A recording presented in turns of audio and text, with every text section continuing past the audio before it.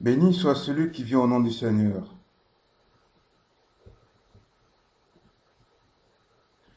Alléluia. Jésus, le fils d'Adam, écrasera les têtes de Léviathan.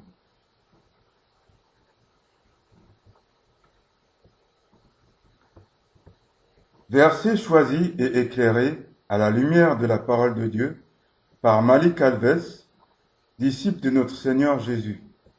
À tous ceux qui ont soif de connaissance et besoin de lumière, Dieu est lumière. 1 Jean 1, 5. Shalom. La paix soit avec vous tous, la paix soit avec toi.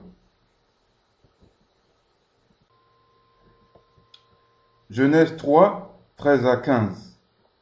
Version d'Osterwald, révision de 1881. Il est écrit: Et l'Éternel Dieu dit à la femme: Pourquoi as-tu fait cela?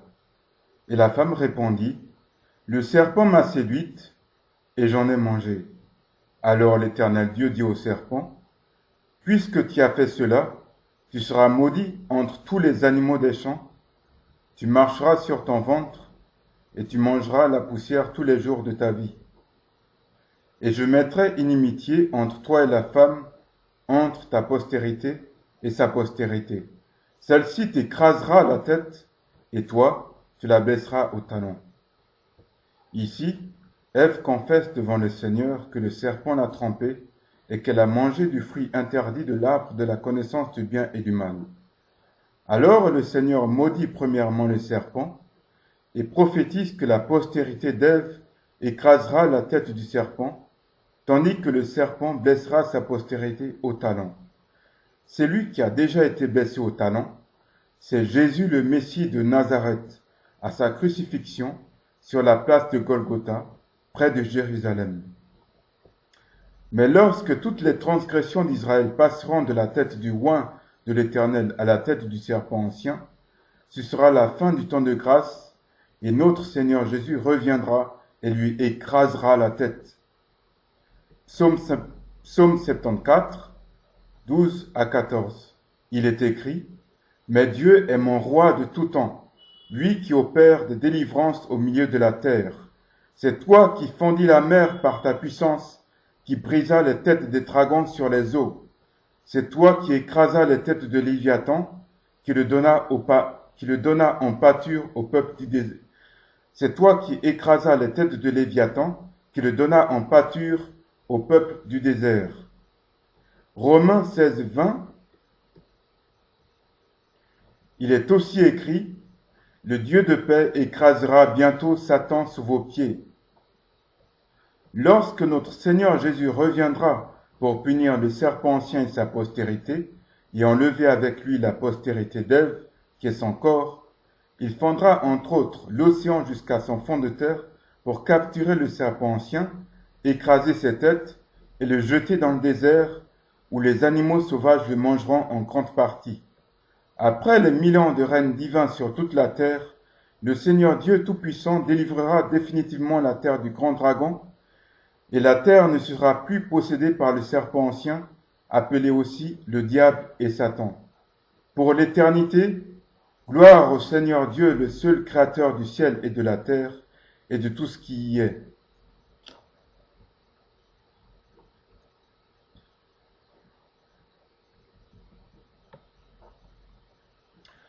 Ainsi que le Seigneur l'affirme dans Ésaïe 43, 10, « Il n'y a point eu de Dieu formé avant moi, et il n'y en aura point après moi. » Révélation 12, 3.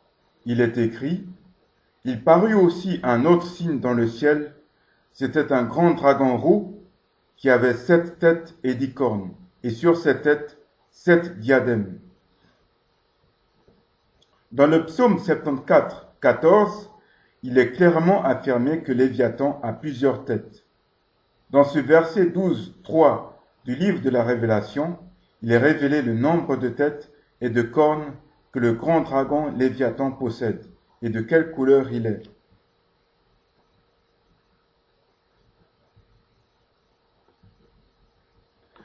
Cela est clair.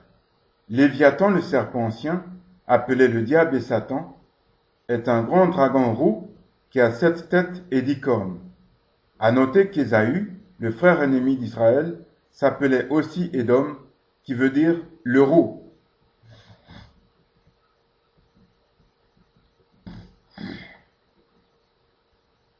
En effet, dans Genèse 25, 29 à 34, Ésaü vendit son droit d'aînesse contre un plat de lentilles.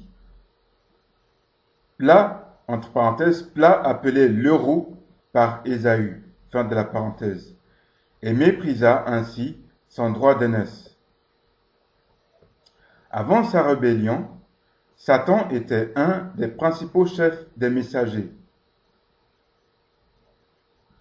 Lucifer était un des principaux chefs des messagers. Messager qui signifie ange. Il était un des 2 chérubins protecteurs de l'arche de l'alliance du sanctuaire divin au temps d'Adam et Ève quand ils étaient encore présents dans le jardin d'Éden. Entre parenthèses, jardin des délices en hébreu. Fin de la parenthèse.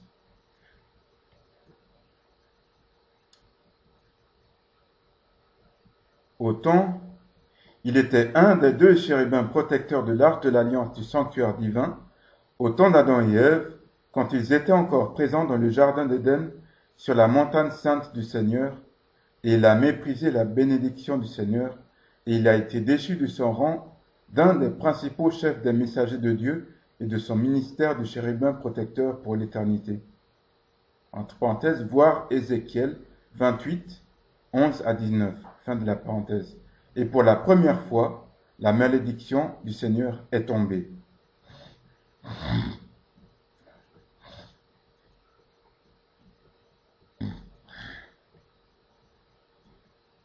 Le premier être vivant créé par Dieu à avoir été maudit, c'est le serpent ancien dans le jardin d'Éden. De la sorte, tous ceux qui sont maudits du Seigneur ressemblent au serpent ancien et sont de sa postérité et ont un destin similaire au sien.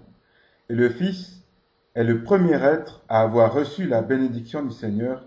Il est le seul à avoir été engendré de Dieu, et il existait avant que toute la création ne fût. Ainsi, tous ceux qui sont bénis du Seigneur ressemblent au Sauveur d'Israël et sont de la postérité d'Ève et ont un destin fait à l'image du Seigneur, comme celui du Sauveur d'Israël. Comme exemple, Israël ressemblait au Sauveur d'Israël par sa patience, sa persévérance, sa douceur, sa combativité, sa haine de la méchanceté, de la violence et de toute iniquité, son amour de la vérité jusque pendant son sommeil, sa fidélité, sa crainte continuelle du Seigneur et son obéissance à la volonté du Seigneur. Édom ressemblait au serpent ancien par son impatience, sa brutalité, son mépris de la bénédiction du Seigneur, sa recherche de la méchanceté, de la violence et de l'iniquité, sa haine constante d'Israël jusqu'à sa mort, son infidélité, son cœur continuellement endurci et sa désobéissance à la volonté du Seigneur. Ainsi, comme Édom a jalousé et haï Israël, ainsi le grand dragon roux jalouse et hait le Saint de Dieu, Jésus le Messie de Nazareth, tout le peuple d'Israël, soit l'ensemble de tous les élus de Dieu, tout fils d'Adam et toute fille d'Adam, tout ange de Dieu. À noter aussi la grande similitude des noms Édom et Adam. Adam avait aussi méprisé la bénédiction du Seigneur et lui avait désobéi. Mais lui et sa femme sont revenus par la suite vers Dieu. Dieu les a pardonnés, mais non justifiés.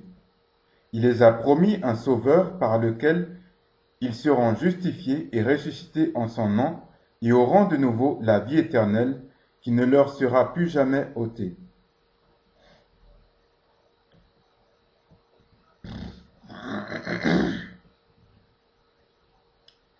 Révélation 12, 9.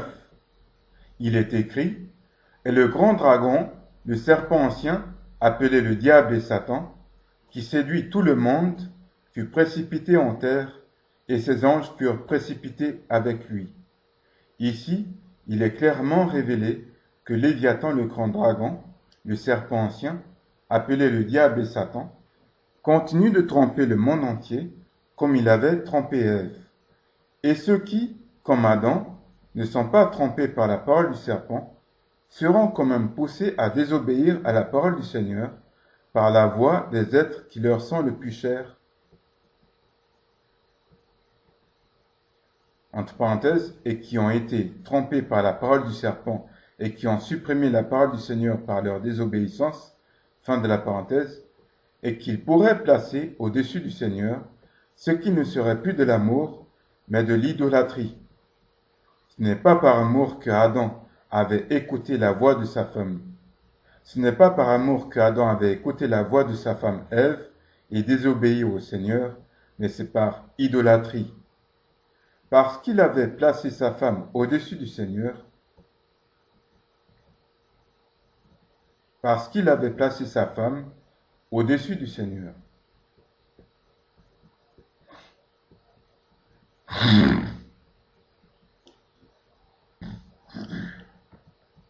Excusez-moi. Ésaïe 27:1. Il est écrit, en ce jour-là, excusez-moi. Ésaïe 27:1, il est écrit, en ce jour-là, l'Éternel frappera de sa dure, grande et forte épée, Léviathan, le serpent agile, Léviathan, le serpent tortueux, et il tuera le monstre marin. Bon, dans cette version révisée de 1881, il a été fait des modifications qui sont totalement erronées, n'est-ce pas? Parce que dans la version de 1779, il est écrit que l'Éternel punira le serpent tortueux. L'Éternel punira à la place de l'Éternel frappera. Il est clair que cette parole punira, ce mot punira a été censuré à tort par des suppôts de Satan mauvaisement intentionnés qui veulent censurer le fait que Léviathan existe toujours dans le fond de l'océan et que l'Éternel le punira pour son mensonge contre Ève et contre l'humanité tout entière et toutes ses ignominies. Il est clair que l'Éternel punira Léviathan, le serpent tortueux. Tortueux ici, qui fait allusion au fait que Léviathan est le serpent menteur qui a trompé Ève. Et comme on le voit dans Psaume 104, 24-25, Léviathan est bien une créature qui existe en chair et en os et n'est point symbolique et n'a rien à voir avec le royaume de Babylone ou quoi que ce soit d'autre de ce genre.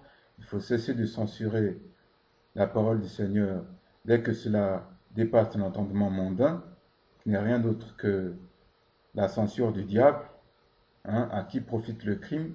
Au serpent ancien, qui ne veut pas que le monde entier sache qu'il existe toujours dans le fond de l'océan. Mais oui, le Seigneur dit clairement dans sa parole que le serpent ancien existe toujours dans le fond de l'océan et qu'il faut faire très attention quant à sa tromperie qu'il existe sur le monde entier de manière invisible à travers tous ces suppôts. À bas Léviathan, le serpent ancien, le serpent tortueux, tôt ou tard, le Seigneur le vaincra de manière totale, avec toute l'armée des cieux, toute l'armée des saints et toute l'armée des anges de Dieu. Car l'armée des saints participera aussi à la bataille d'Armageddon. Dieu n'est point un Dieu de paresseux, mais il est un Dieu de guerriers. Il est un Dieu de guerriers, et il veut que nous combattions à ses côtés pour vaincre l'armée du diable de manière totale. Franchement, à quoi cela servirait que le Seigneur nous ressusciterait si c'est pour ne pas travailler pour la gloire du royaume des cieux? Cela n'aura aucun sens. D'autant plus que les saints à la résurrection auront un rang plus élevé que celui des anges de Dieu. Alors les anges de Dieu, qui auront un rang moins élevé que les saints, participera à la bataille d'Armageddon et non les saints, cela n'aurait aucun sens. Encore une autre censure de l'esprit du diable. Et oui, il faut lutter contre toutes ces censures qui viennent de l'esprit du diable, qui viennent de l'esprit mondain qui domine ce monde. Immonde au plus haut point. Bon, alors, je continue ici l'étude prophétique, basée exclusivement sur la parole du Seigneur. Alors, suite à l'énumération du passage d'Ésaïe 27.1, excusez-moi, alors, oui, si Adam et Ève ont été punis pour leur désobéissance, à combien plus forte raison Léviathan sera puni pour sa méchanceté et pour sa tromperie. Ainsi, à l'avènement de Dieu le Père, le Sauveur d'Israël punira Léviathan pour sa méchanceté et sa tromperie envers Adam et Ève. À noter ici que Léviathan a réussi à tromper seulement Ève. Adam n'était point trompé, mais comme il a idolâtré sa femme Ève, il a quand même obéi au diable en écoutant la voix de sa femme Ève qui était trompée par le serpent. Alors je continue.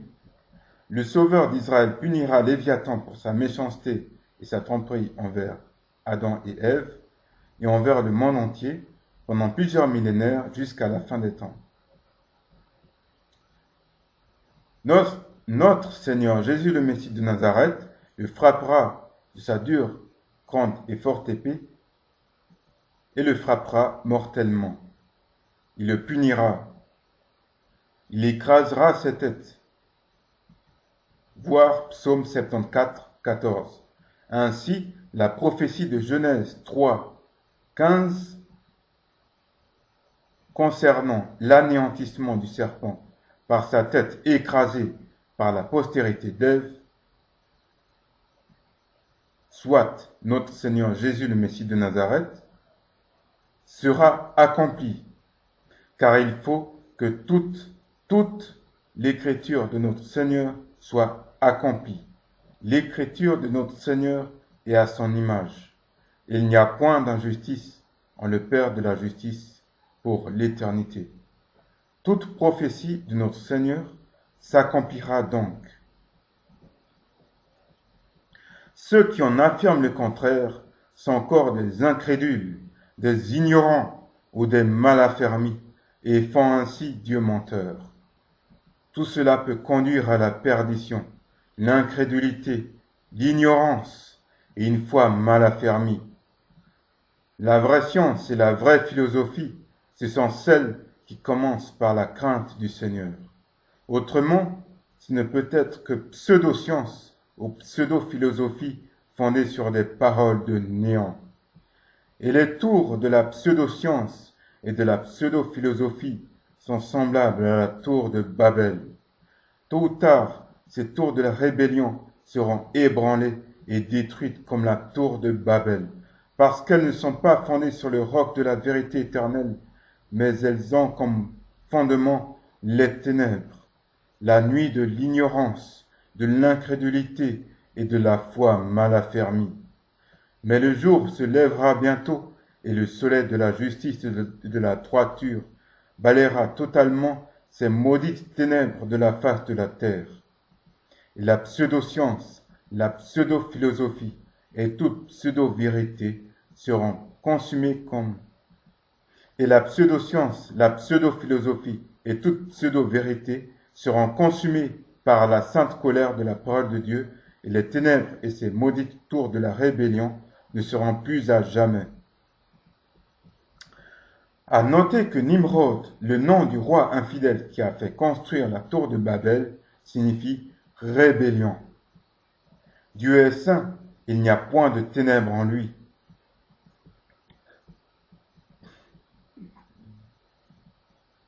Ce qui est écrit selon la vérité sera accompli.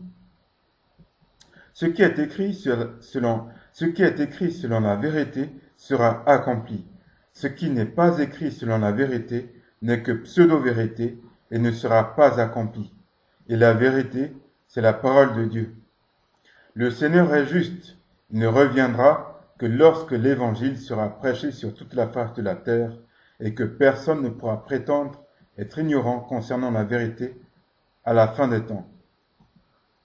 Et aussi à noter que il est révélé par l'apôtre Paul dans un de ses épîtres, dans une de ses lettres, que le Seigneur, suite à sa crucifixion, est allé évangéliser les morts. Qu'est-ce que cela veut dire? Ça veut dire que l'apôtre Paul aussi avait ajouté que parmi ces morts-là, principalement, il s'agissait des morts qui étaient désobéissants du temps de Noé. Et Dieu, et Jésus, qui est Dieu, suite à sa crucifixion, est parti les évangéliser. Qu'est-ce que cela signifie? Ça signifie que même si quelqu'un meurt totalement ignorant de la parole du Seigneur, Jésus l'évangélisera de telle manière que tous, personne ne pourra être ignorant concernant la vérité à la fin des temps, et toute personne pourra choisir entre la bonne voie et la mauvaise voie. Donc, qu'est-ce que cela signifie? Cela signifie que la majeure partie de l'humanité sera sauvée. Mais il est préférable de ne pas se trouver dans les mains du diable en ne faisant point partie de la première résurrection. Car se trouver dans les mains du diable et mourir en tant que martyr à la fin des temps dans les mains du diable, il n'y a pas de pire souffrance. Et c'est pour ça que le Seigneur a choisi de porter notre condamnation afin que justice soit faite à travers sa crucifixion et que nous ayons la possibilité vraiment extrêmement salvatrice de ne pas se retrouver dans les mains du diable dans toute sa folie, dans toute sa furie, dans toute sa fureur à la fin des temps. Alors, il y en aura beaucoup malheureusement, qui ne feront pas partie. Il y en aura beaucoup qui, malheureusement, ne feront pas partie de la première résurrection à la fin des temps, mais le Seigneur est incommensurablement bon. Il donnera quand même une possibilité à ceux qui ne font pas partie de la première résurrection d'être sauvés. La possibilité de renier Satan en face, de refuser d'adorer la bête et de mourir en tant que martyr. Mais il est clair que cela sera dans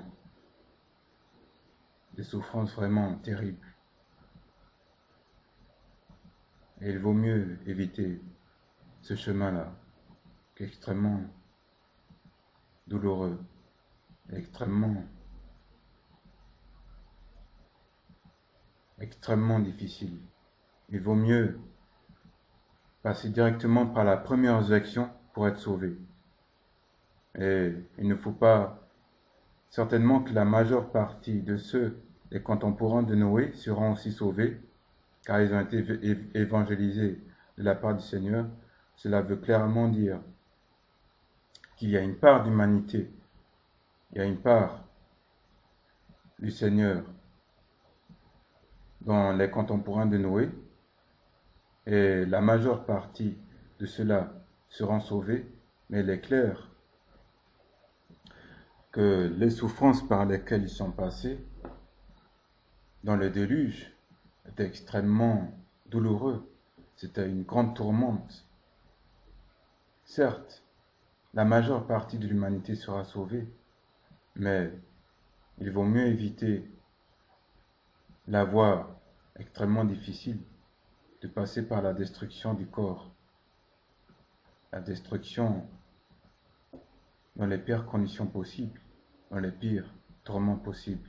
Il vaut mieux éviter ce chemin-là et passer directement par la première résurrection. Alors vous me direz, qui alors sera jeté dans les temps de feu et de soufre?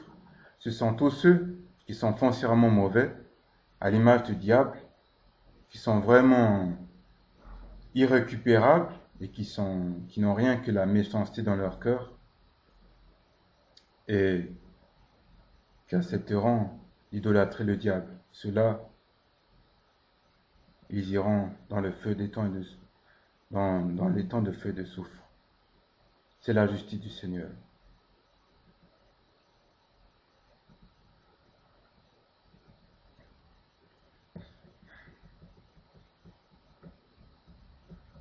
Bien. Ainsi, tout le monde pourra choisir ou non d'appartir pour toujours au royaume du Seigneur. Le Seigneur souhaite que chacun fasse le bon choix, car il souhaite que tous soient sauvés.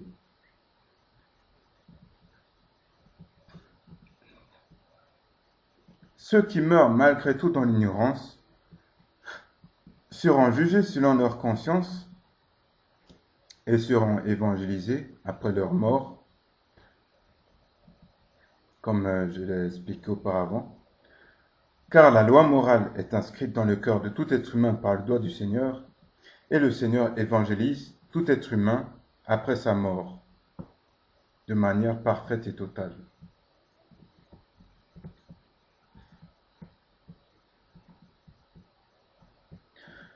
Donc, tous, nous aurons la possibilité de choisir en toute connaissance de la vérité entre le bon chemin et le mauvais chemin, entre le paradis des cieux et les temps de feu et de soufre. De toute manière, il faut ajouter ici il faut souligner que, de toute manière, le paradis des cieux, c'est l'enfer des démons, et que les démons, ce serait leur pire tourment que d'être dans le paradis des cieux. Car si déjà ils ont la parole du Seigneur en abomination, à combien de fortes raisons ils ont aussi le paradis des cieux en abomination. Car l'esprit du royaume des cieux, l'esprit du paradis des cieux, c'est l'esprit de la parole du Seigneur. Et si l'esprit de la parole du Seigneur est en abomination à quiconque, alors le royaume des cieux lui est aussi en abomination. Le royaume des cieux n'est agréable que pour ceux auxquels la parole du Seigneur est agréable. La parole du Seigneur qui n'est point censurée par l'esprit mondain, mais la parole du Seigneur acceptée comme un petit enfant, au cœur pur et au regard neuf, et vierge de tout mensonge mondain qui domine ce monde.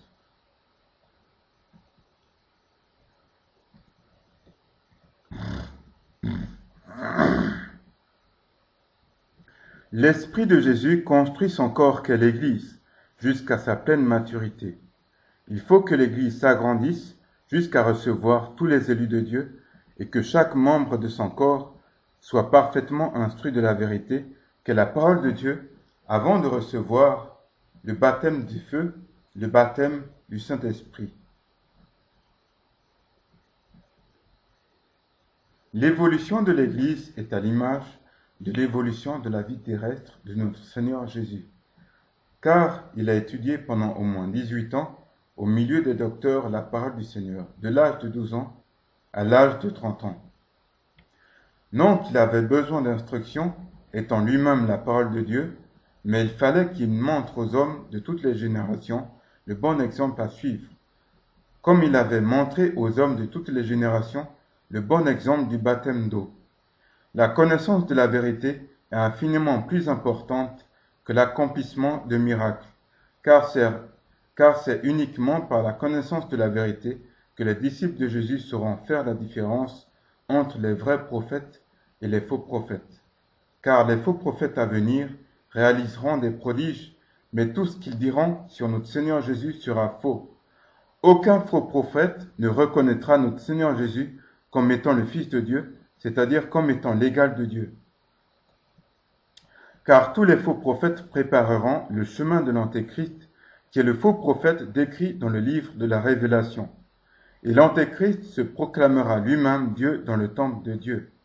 Voilà pourquoi aucun faux prophète ne voudra reconnaître notre Seigneur Jésus. Voilà pourquoi aucun faux prophète ne voudra reconnaître notre Seigneur Jésus comme étant le Fils de Dieu. Reconnaître cette vérité cruciale, c'est reconnaître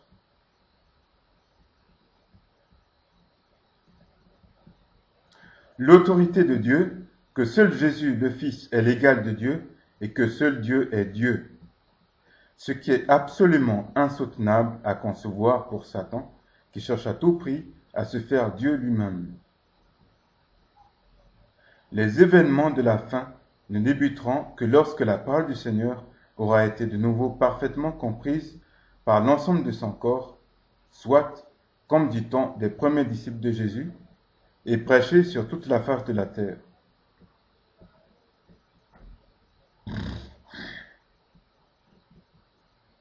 Excusez-moi. Et c'est à cela que l'Esprit de Jésus travaille à présent, faire comprendre parfaitement la parole du Père à ses disciples, afin de hâter sa venue. Mais l'Esprit de Satan travaille aussi à retarder la venue du Père, en faisant tordre le sens de l'Écriture. Alors que l'Église se laisse construire par l'Esprit de Jésus, étant inexorablement. Alors que l'Église se laisse construire par l'Esprit de Jésus, étant inexorablement,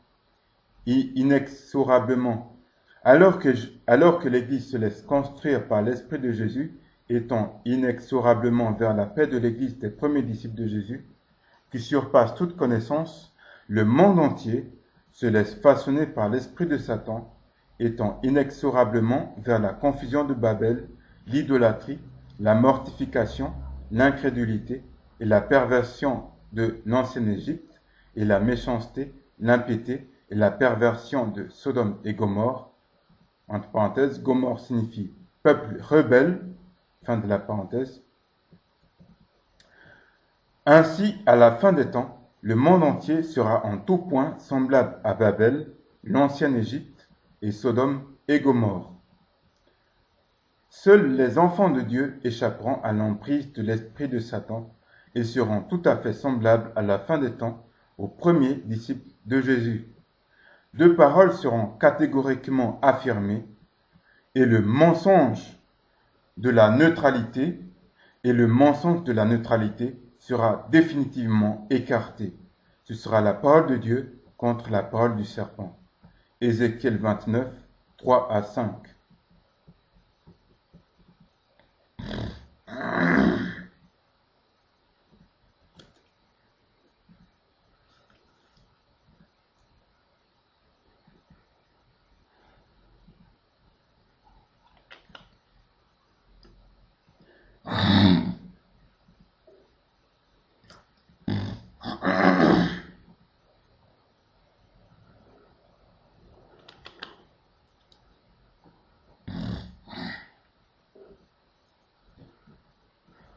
Il est écrit, parle et dit, ainsi a dit le Seigneur, l'Éternel, voici j'en veux à toi, Pharaon, roi d'Égypte, le grand dragon couché au milieu de tes fleuves, qui dit, le Nil est à moi, je l'ai fait.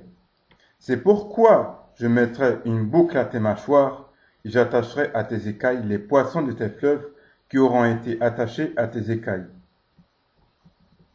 Je te jetterai au désert, entre parenthèses, voir Lévitique 16, 22, toi et tous les poissons de tes fleuves, tu tomberas à la surface des champs, tu ne seras ni recueilli, ni ramassé.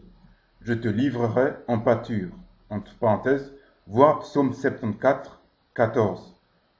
Je te livrerai en pâture aux bêtes de la terre et aux oiseaux des cieux. Ici, le Seigneur s'adresse aussi à Léviathan, car Pharaon fait partie de la postérité du serpent en se proclamant lui-même,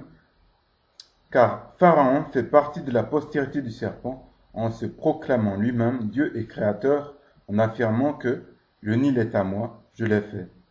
Ici, ce n'est pas d'un petit fleuve qu'il s'agit, mais du fleuve le plus long du monde, à savoir le fleuve du Nil. Le fleuve du Nil parcourait toute l'Égypte et était la principale source de prospérité des Égyptiens.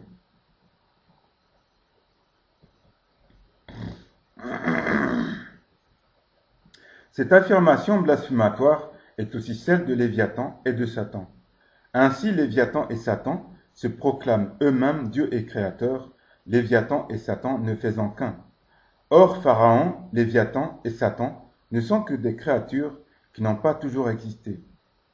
Alors que Dieu a toujours existé, est le seul être incréé de l'univers et est le seul créateur du ciel et de la terre et de tout ce qui y est pour l'éternité. Pharaon signifie roi, dragon et serpent. Il y avait toujours un serpent cobra au milieu de la tiare du Pharaon. Cela confirme encore plus le fait que le Seigneur s'adressait aussi au serpent ancien dans cette prophétie. À la fin des temps, le Seigneur punira aussi Léviathan pour ses paroles blasphématoires. Il le punira de s'être proclamé lui-même Dieu et Créateur, alors que seul Dieu est Dieu, qu'il n'y en a point d'autre que lui. C'est pourquoi notre Seigneur Jésus mettra une boucle à ses mâchoires, il attachera à ses écailles tous les poissons de l'océan qui auront conclu une alliance avec Léviathan, et le jettera au désert, lui et tous les poissons de l'océan alliés avec lui. Il tombera à la surface des champs, il ne sera ni recueilli ni ramassé. Il le livrera en pâture aux bêtes de la terre et aux oiseaux des cieux. Dans Lévitique 16, 22, il est clairement exprimé que le bouc pour Azazel sera lâché dans le désert. Or, dans ce passage d'Ézéchiel 29, 5, le Seigneur affirme clairement qu'il jettera au désert le grand dragon qui est Léviathan, le serpent ancien. La parole du Seigneur se confirme par elle-même. Cette prophétie est déjà accomplie dans le cœur du Seigneur. Il attend son heure. Il viendra comme un voleur à l'heure où personne ne s'y attendra. Et seul Dieu le Père connaît le jour et l'heure du retour de notre Seigneur Jésus, car le Père lui-même viendra en même temps que notre Seigneur Jésus, et tout œil verra le Fils, et tout œil verra le Père. Tous ceux qui prétendent connaître la date du retour de Jésus et de l'avènement du Père font Dieu menteur et sont encore dans l'égarement des ténèbres, à savoir l'ignorance, l'incrédulité et une foi mal affermie. Toute vérité est à la gloire de Dieu, et tout ce qui est à la gloire de Dieu sera dévoilé et exalté pour l'éternité, car Dieu est lumière et Dieu est amour. Tout mensonge est à la gloire de Satan, et tout ce qui est à la gloire de Satan sera dévoilé et détruit pour toujours, car Dieu est lumière et Dieu est amour. Répondre par la vérité est une preuve d'amour, et Dieu nous prouve son amour pour nous par la véracité éternelle de sa parole. La tromperie est une démonstration de haine, et Satan nous démontre sa haine pour nous par la fausseté perpétuelle de sa parole. Ainsi, tous ceux qui font Dieu véridique sont des anges de Dieu. Ainsi, tous ceux qui font Dieu véridique sont des anges de Dieu et des destructeurs du diable, puisqu'en appelant la vérité vérité et le mensonge mensonge, ils ont justifié la parole véridique du Seigneur et ont écrasé sous leurs pieds la parole mensongère du serpent ancien.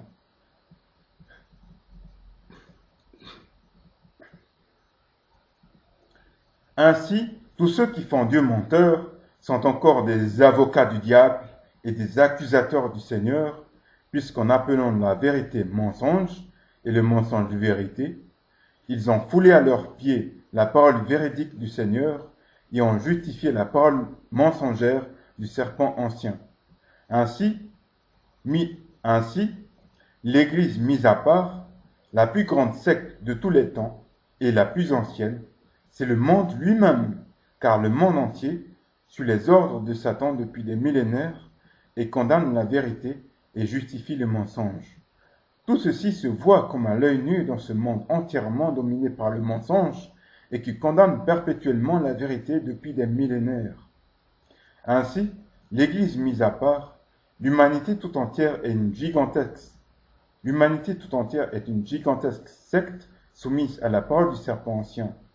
Aux yeux de Dieu, de ses saints anges et des fils de Dieu humanoïdes vivant sur d'autres planètes non touchées par le péché, notre humanité tout entière est une énorme secte ayant pour gourou le diable. L'humanité tout entière a été prise en otage par le diable et ses démons. Car lorsque Dieu détruira le diable, il détruira aussi tous ceux qui font partie du corps du diable. Et le Seigneur ne veut pas détruire le diable.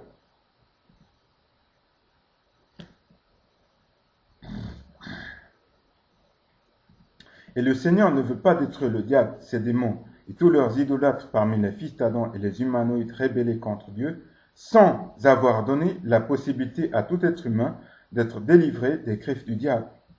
Car c'est la volonté du Seigneur que tout être humain digne de ce nom obtienne le salut éternel, et c'est le droit légitime que le Seigneur a donné à tout être humain digne de ce nom, en faisant de Jésus le Messie de Nazareth le nouvel Adam. Job 40, 20 à 21. Il est écrit, tu tireras Léviathan avec un hameçon, et tu sereras sa langue avec une corde. Nul homme ne peut tirer Léviathan avec un hameçon, mais le Seigneur le peut et le fera. Ce sont des animaux aquatiques qu'on tire avec un hameçon.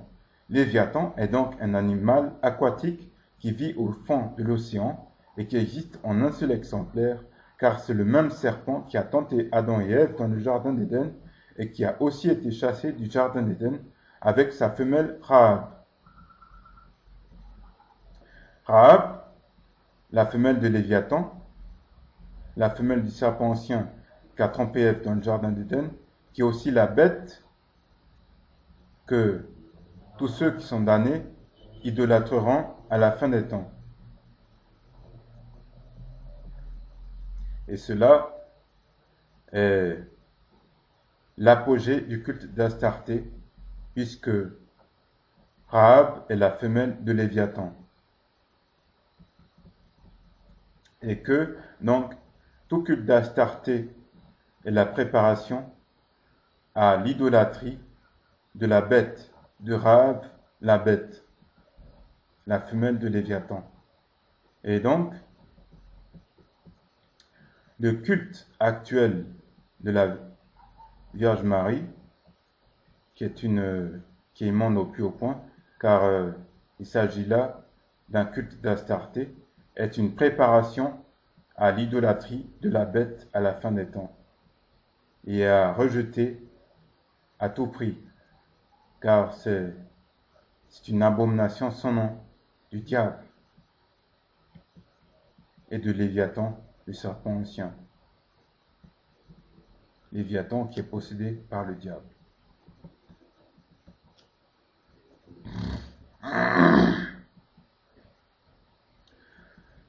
Seul notre Seigneur Jésus pourra le vaincre, car le Sauveur d'Israël est infiniment plus puissant que Léviathan, le grand dragon. Une fois vaincu dans sa dernière tentative de rébellion, le grand dragon ne sera plus jamais, il sera jeté dans les temps de feu pour y être tourmenté pendant une éternité, et il sera détruit définitivement à jamais, ce qui est la seconde mort. Job 41, 6 à 8.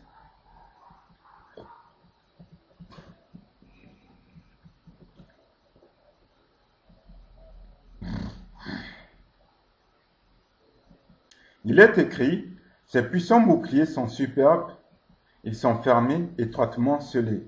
Ils se touchent l'un l'autre, le vent ne passe point entre eux. Ils sont adhérents l'un à l'autre, ils se tiennent, ne se séparent point. La parole du Seigneur se confirme par elle-même. Il s'agit clairement dans Job 41 de la description d'une créature, et cette créature c'est Léviathan, qui existe donc vraiment et qui détient de puissantes écailles entre lesquelles l'air ne passe point.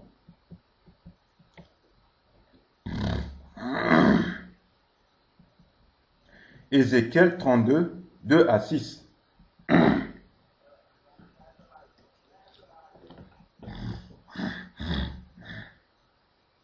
Excusez-moi.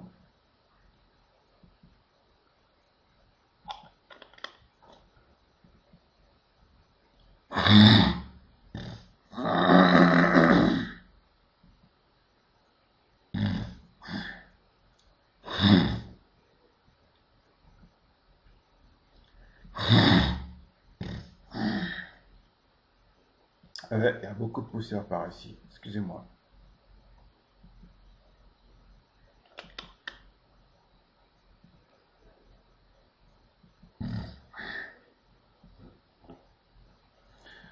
Ézéchiel 32, 2 à 6. Il est écrit: Fils d'Adam, prononce une complainte sur Pharaon, roi d'Égypte, et dis-lui: Tu semblais un lionceau parmi les nations.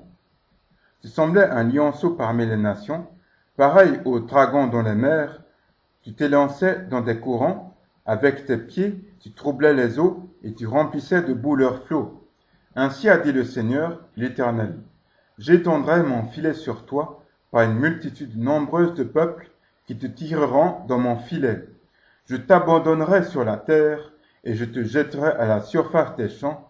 Je ferai reposer sur toi tous les oiseaux des cieux et je rassasierai de toi les bêtes de toute la terre. Je mettrai ta chair sur les montagnes et de tes débris je remplirai les vallées. J'abreuverai de ton sang la terre où il nage jusqu'aux montagnes, et les ravins seront remplis de toi.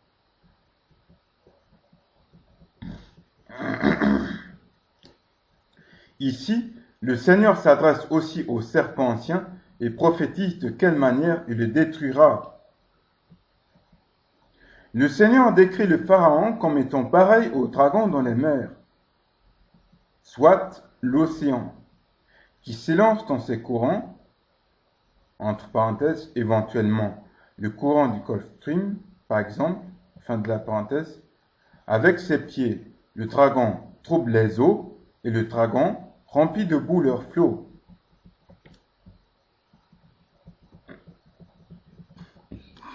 Le Seigneur compare le Pharaon, on le rappelle ici, Pharaon signifie roi, dragon, serpent. Le Seigneur compare le Pharaon au dragon présent dans l'océan et il décrit certaines activités courantes du dragon.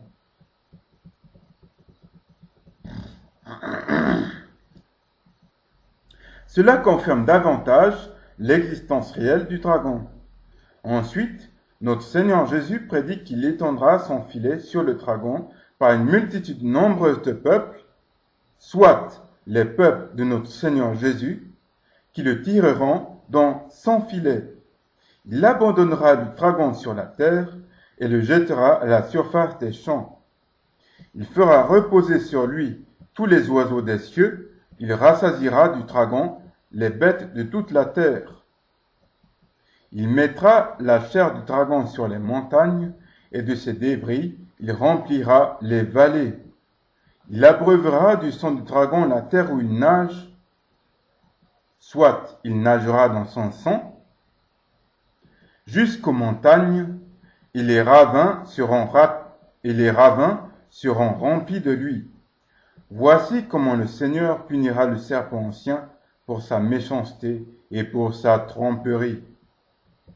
À noter la taille gigantesque que ce serpent doit avoir, quand le Seigneur nous apprend que c'est une multitude nombreuse de peuples qui tireront le serpent ancien dans son filet, que les bêtes de toute la terre, soit de toute la planète Terre, seront rassasiées par lui du dragon, qu'il mettra la chair de Léviathan sur les montagnes, et que de ses débris, il remplira les vallées, qu'il abreuvera du sang du premier meurtrier de l'histoire de l'humanité, entre parenthèses le serpent ancien, fin de la parenthèse, la terre où il nage, entre parenthèses, il nagera dans son sang, fin de la parenthèse, jusqu'aux montagnes, entre parenthèses, le sang écoulé du serpent ancien atteindra jusqu'au sommet des montagnes, fin de la parenthèse, et que les ravins de ces montagnes seront remplis du sang du dragon. Ce ne sera que justice, car le serpent ancien a incité les hommes à crucifier le Fils. Ainsi le Seigneur punira le serpent d'avoir incité les hommes à crucifier son Fils.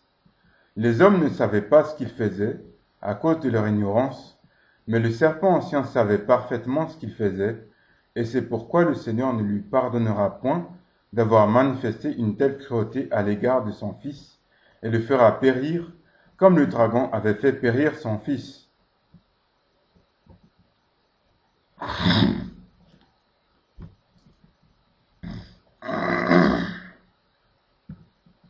Job 41, 9 à 25. Il est écrit, « Ses éternuements jettent un éclat de lumière, et ses yeux sont comme des paupières de l'aurore. De sa bouche sortent des lueurs, et s'échappent des étincelles de feu.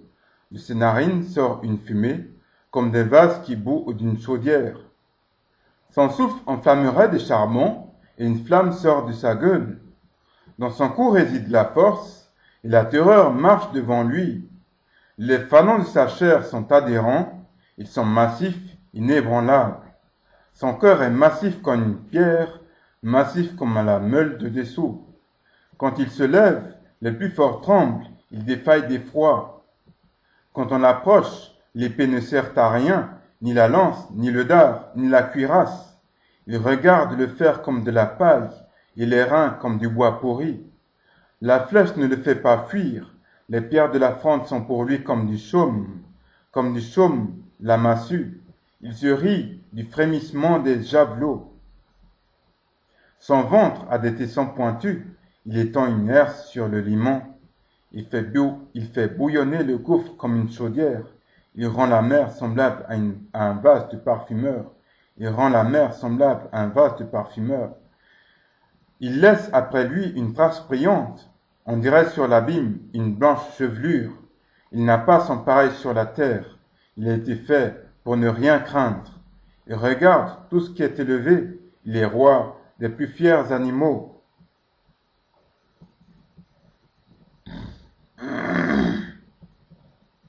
L'homme peut vaincre le crocodile qui craint l'homme et qui est moins puissant que l'homme, mais l'homme ne peut vaincre Léviathan qui ne craint point l'homme et qui est plus puissant que l'homme. Il y a un crocodile qui crache du feu, qui a un cœur massif comme une pierre, comme la meule, cela n'existe point. Cela n'existe point. Cela n'existe point. Un crocodile qui crache du feu, qui a un cœur massif comme une pierre, comme la meule, cela n'existe point. Et le crocodile craint l'homme. Il n'y a qu'à voir les sacoches de peau de crocodile et consorts. Bon, je ne cautionne point les sacs de crocodile, respecte les animaux. Mais voilà, le crocodile il craint l'homme. Il suffit juste d'avoir un fusil et puis boum boum, c'est tout. Mais Léviathan, c'est pas pareil. Seul le Seigneur peut le vaincre. Léviathan, il a une peau qui est comme une cuirasse encore plus solide que n'importe quel char d'assaut, que n'importe quel métal conique dans ce monde. Alors c'est vraiment une créature surnaturelle que même une bombe nucléaire ne réussirait pas à détruire, vous voyez. Donc c'est seulement Dieu qui peut le vaincre à la fin des temps. Et il le fera. Donc faut arrêter de refuser de croire à la dimension du surnaturel et dire ce mensonge ridicule au plus haut point que Léviathan sera un crocodile. Franchement, c'est ridicule. Ridicule. Léviathan n'est pas un crocodile, il est un dragon qui crache du feu. C'est écrit noir sur blanc sur les Saintes Écritures. Et ceux qui ne sont pas d'accord sont des mondains, ils ne sont pas des chrétiens. Voilà, je l'ai dit. Par la grâce du Seigneur, par la liberté du Seigneur. Alors, il y a un crocodile, je le répète encore, il y a un crocodile qui crache du feu, qui a un cœur massif comme une pierre, comme la meule, cela n'existe point. Seul le grand dragon crache du feu, il a le cœur massif comme une pierre, comme la meule.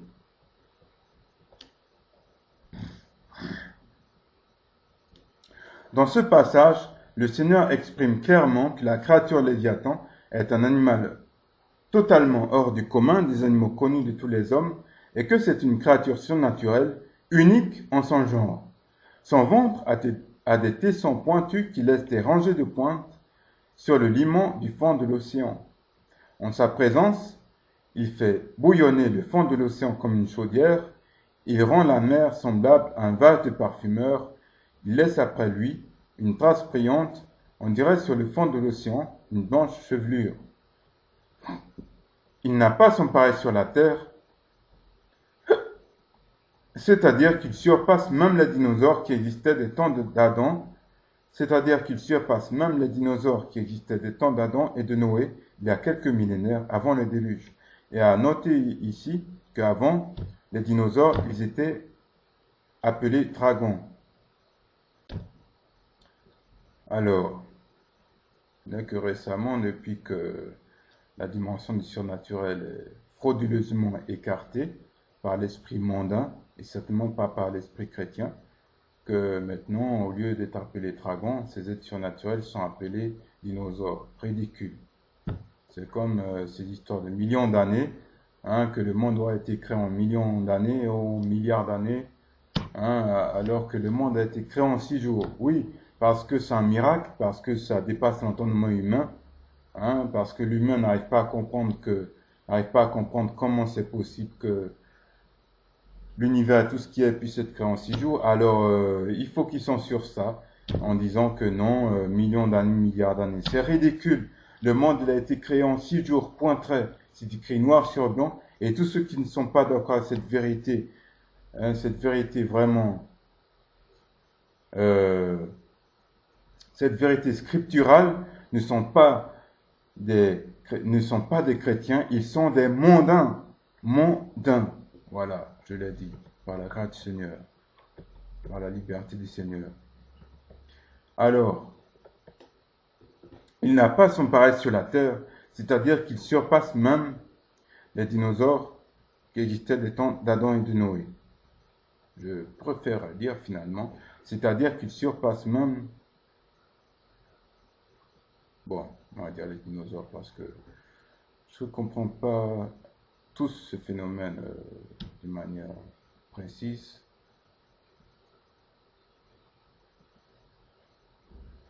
Mais d'après ce que je vois, les ossements qui sont dans le désert sont des ossements de dragons. Hein? Et d'ailleurs, dans le livre de Malachie, on parle de ces dragons du désert. Et dans le désert du Sahara, les scientifiques savent parfaitement qu'il y a des ossements de dinosaures, autrement dit des ossements de dragons, selon les Saintes Écritures. Alors, ça veut dire que le grand dragon, on va dire le grand dragon n'a pas son pareil sur la terre, c'est-à-dire qu'il surpasse même les dragons qui existaient des temps d'Adam et de Noé, il y a quelques millénaires avant le déluge.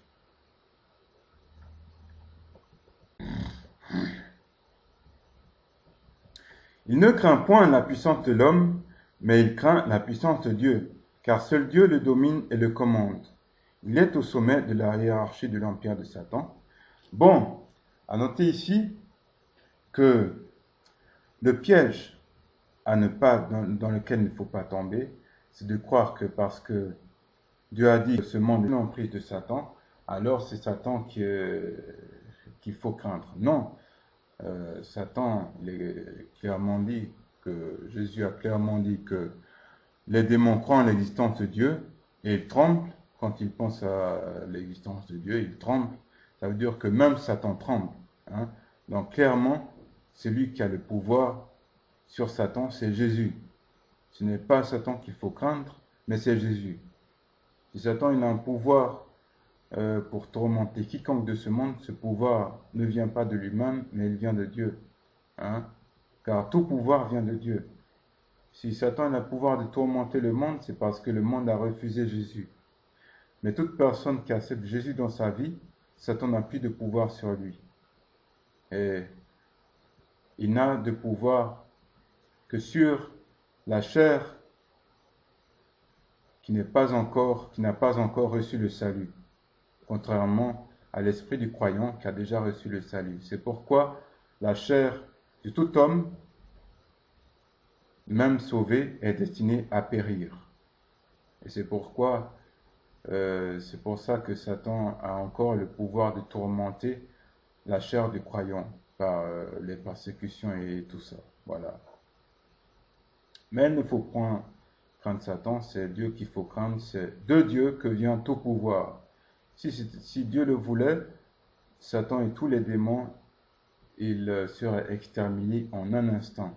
Donc ce n'est pas Satan qui a le pouvoir, mais c'est Dieu Dieu et seul Dieu. Seul Dieu est Dieu.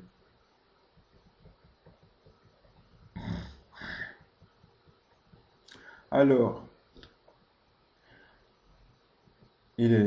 Léviathan, il est au sommet de la hiérarchie de l'empire de Satan. L'existence du grand dragon cracheur de feu n'est pas une légende, mais aussi incroyable que cela puisse être. Il existe bel et bien.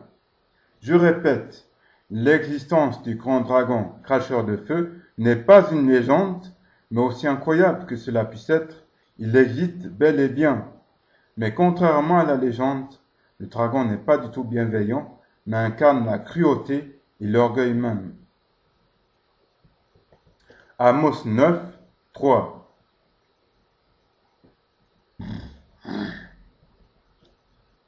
Amos 9, 3. Il est écrit, « Quand ils se cacheraient au sommet du Carmel, je les y chercherai, et je les enlèverai de là. Et quand ils se déroberaient à mes yeux dans le fond de la mer, là j'ordonnerai aux serpents de les mordre. » Ce texte décrit, autant pour moi, ce texte décrit la fuite d'hommes infidèles à l'alliance conclue avec Dieu et qui se cacheraient du Seigneur au sommet du Carmel ou au fond de la mer. Le mont Carmel existe vraiment, il s'agit donc d'un texte prophétique descriptif. Le fond de la mer dont il est parlé ici n'est autre que le fond de l'océan. Ainsi, quand les hommes infidèles se déroberaient aux yeux du Seigneur dans le fond de l'océan, là le Seigneur ordonnerait aux serpents de les mordre. Cela est clair. Seul le Seigneur domine et commande le serpent. Ce serpent, c'est Léviathan, le serpent ancien. Léviathan vit au fond de l'océan. Lévitique 16, 20 à 22. Lévitique 16, 20 à 22.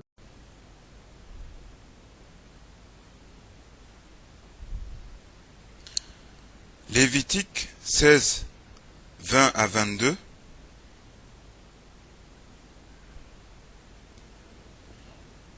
Il est écrit, « Et quand il aura achevé de faire l'expiation pour le sanctuaire, pour le tabernacle d'assignation et pour l'autel, il offrira le bouc vivant. »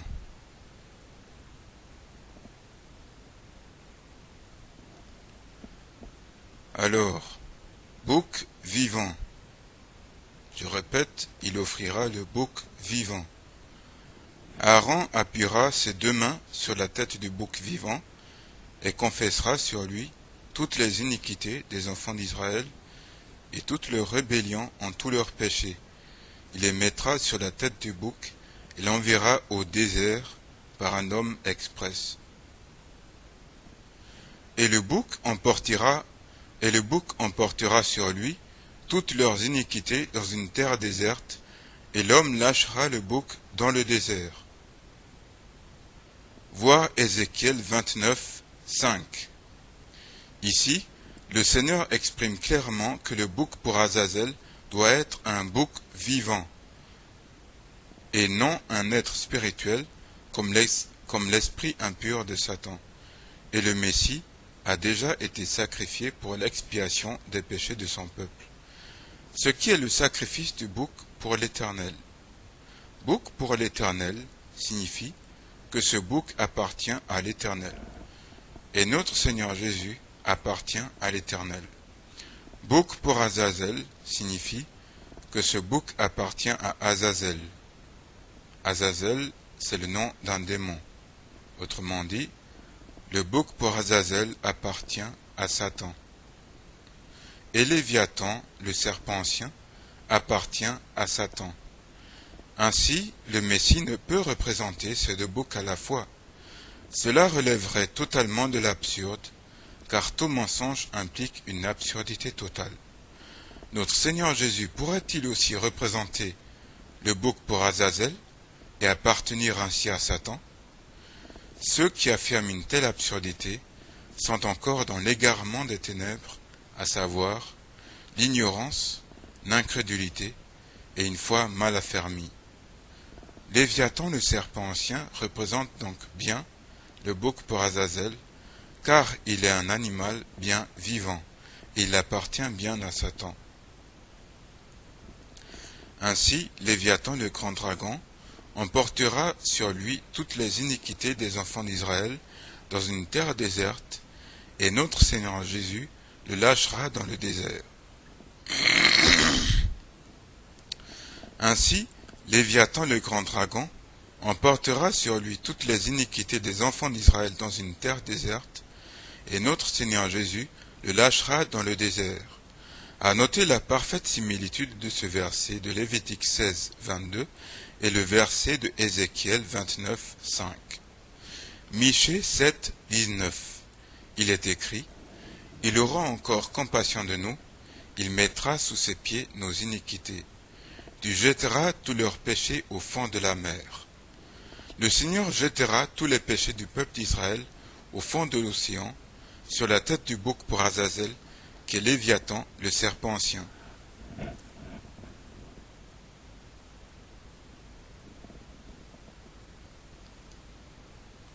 Le grand dragon, appelé aussi le diable et Satan,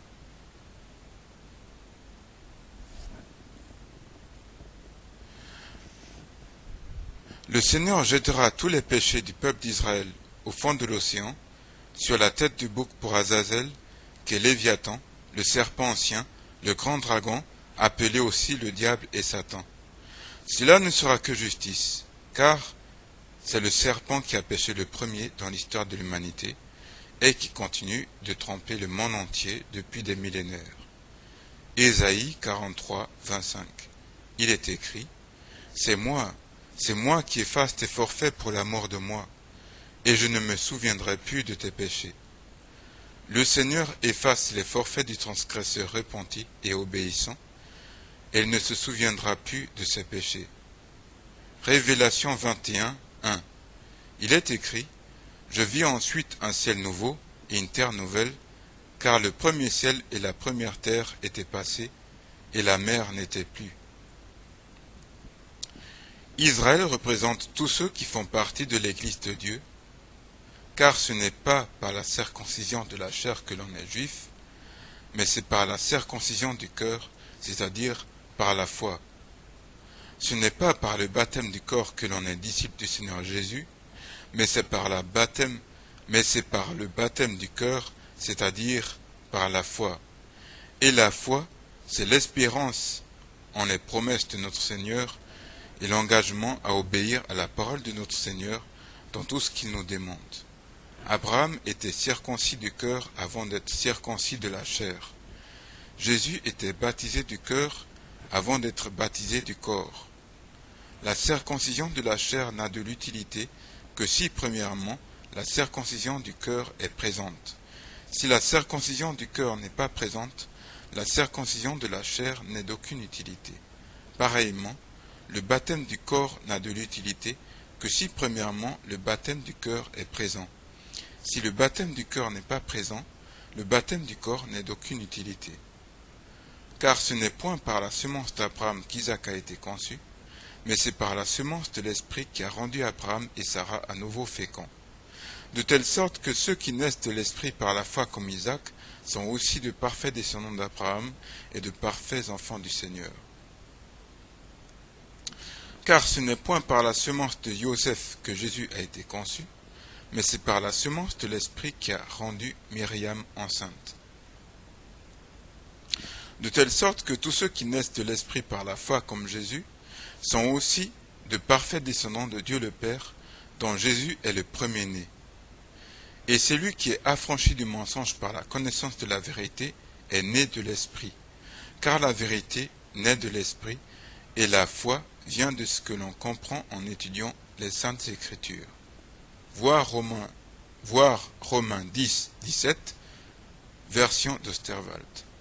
Que ceux qui font partie de l'Église de Dieu ne méprisent point les descendants d'Abraham selon la chair, car leurs pères sont la racine de l'Église de Dieu.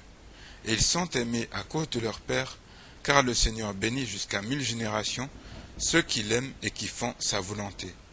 Mais il maudit jusqu'à 3 à 4 générations ceux qui le haïssent et qui refusent de faire sa volonté. Que les descendants d'Abraham selon la chair ne méprisent point les descendants d'Adam qui font partie du tabernacle de Dieu, car ils sont aussi leurs frères selon la chair. Entre parenthèses, tout homme est fils d'Adam et toute femme est fille d'Adam. Fille de la fin de la parenthèse. Et ils sont aussi les descendants d'Abraham par la foi. Le juste vivra par sa foi, comme elle est écrit dans le livre d'Habakkuk. Ce n'est pas par la chair qu'un homme est juste, mais c'est par sa foi. De même, ce n'est pas par la chair qu'un homme est fidèle de Dieu, mais c'est par la foi. Ce n'est pas par la chair qu'un homme devient prophète, mais c'est par sa foi.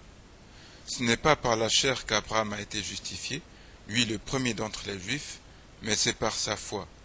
Dieu a appelé à plusieurs reprises son prophète Ézéchiel fils d'Adam dans le texte original hébreu, ce qui fait tout message prophétique d'Ézéchiel et de tout autre homme de Dieu l'héritage de l'humanité tout entière, et ce qui fait d'Ézéchiel et de tout autre homme de Dieu le parent de l'humanité tout entière, et la lumière et le sel de l'humanité tout entière.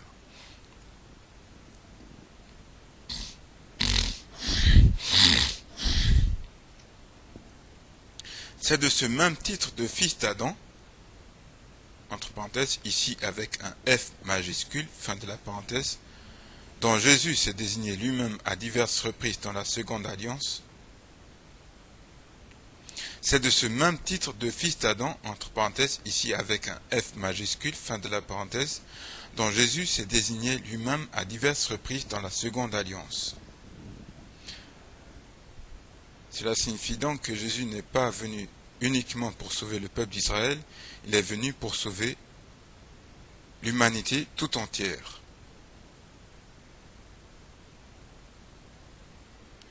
À quoi reconnaît-on ceux qui aiment Dieu? À ceux qu'ils s'aiment les uns les autres en Jésus et en la parole et les œuvres du paradis de Dieu. À quoi reconnaît-on ceux qui haïssent Dieu? À ce qu'ils se haïssent les uns les autres en Léviathan et en la parole et les œuvres de l'ancien monde dominé par Satan. Ainsi ceux qui prétendent aimer Dieu et qui haïssent leurs frères et sœurs descendants d'Adam. Ainsi ceux qui prétendent aimer Dieu et qui haïssent leurs frères et sœurs descendants d'Abraham selon la chair ou selon la foi sont des menteurs et des meurtriers. Et il n'y a point de place pour les menteurs et les meurtriers dans le règne de Dieu. Mais ceux qui aiment tous leurs frères et sœurs sont aimés de Dieu et sont bénis jusqu'à 1000 générations. Il y a toujours de la place pour eux dans le règne de Dieu, et le règne de Dieu est déjà présent dans leur cœur, et dans son Église, et dans son tabernacle. Sur la nouvelle terre, la mer ne sera plus. Ici, la mer signifie l'océan. Ainsi, sur la nouvelle terre, l'océan ne sera plus, car le Seigneur effacera pour toujours la mémoire de Léviathan et de tous les péchés d'Israël. Notre Seigneur Jésus ne se souviendra plus du serpent ancien et des péchés d'Israël, car le serpent ancien et le péché ne seront plus. Israël ne se souviendra plus de ses péchés et de Léviathan le serpent ancien, car Israël sera un peuple au corps pur pour l'éternité. Comme si tout cela n'aura été qu'un horrible cauchemar, dont on se sera réveillé par la grâce de notre Seigneur. Comme si tout cela n'aurait été qu'un horrible cauchemar, dont